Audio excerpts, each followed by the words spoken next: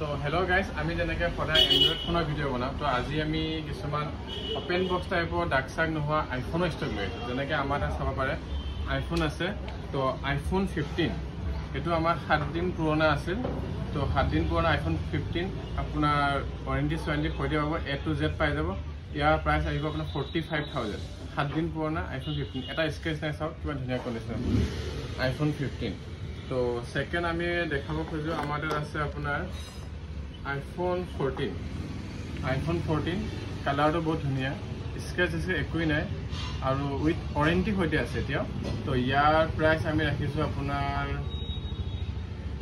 Actually ইয়াৰ 40 price. তো কোনোবা যদি আহে আমি ইয়াত নেগচিয়েবল কিবা কৰি দিম বা কিবা কমাই দিম আৰু ইয়াৰ লগত আমি যেনেকৈ কওঁ যে এপ্পলৰ লগত, তো আজিকালি মানে এপ্পল ফোন যদি কিনে আমি এপ্পলৰ এয়াৰবাডছ চবকে গিফ্ট কৰি দিওঁ। তো আপোনালোকে যদি ল'ব খোজে এপ্পলৰ এয়াৰবাডছে গিফ্ট কৰি দিওঁ আমি চবকে। তো আৰু দেখাব খোজো আমাৰ তাত আছে iPhone 11 Pro Max। 11 Pro Max অলপ ডেণ্ট আছে, চাওক অলপ ভাঙা আছে।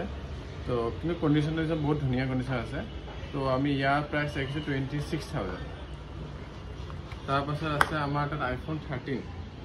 তো বহুতে ডাক চাক নোহোৱা আইফোন 13 বিচাৰে, এইটো চাব পাৰে, স্কেচ একো নাই, বহুত ধুনীয়া কণ্ডিশ্যন আছে আইফোন 13। তো ইয়াৰ প্ৰাইচ ৰাখিছোঁ আমি 33,000। তো এনেকুৱা নহয় যে আমি কোৱা দামবিলাক গোটেইবিলাক ফিক্স নহয়, তো বাৰ্গেনিঙো হৈ যায়। আৰু এটা ফোন আমাৰ বাচি গ'ল, যেনেকৈ আমাৰ তাত থাকিল আইফোন 12। আইফোন 12ও আছে আমাৰ তাত। তো হোৱাইট কালাৰো আছে আইফোন 12। তো এইটো অলপ কমত আহি যাব।